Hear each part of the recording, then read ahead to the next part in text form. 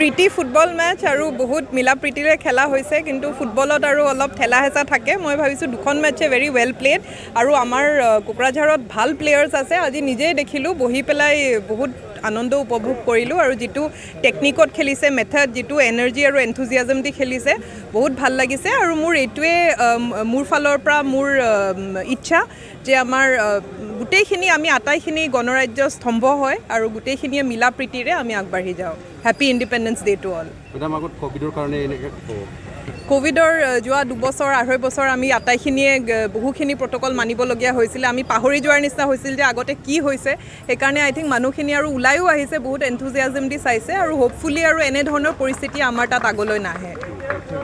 Basically ये friendly matches जो हुए थे वो एक जो कॉम्पिटिटिव स्पिरिट होता है, एक स्पोर्ट्समैनशिप होती है, उसको एक बार वापस जागृत करने के लिए होती है। एक फ्रेंडशिप मैचेस होती है और मुझे अच्छा लगा कि ये सिर्फ नाम के लिए DC11, SP11 या BTC11, प्रेस क्लब 11 नहीं था, तो उसमें सारे ऑफिसर्स भी खेल रहे थे।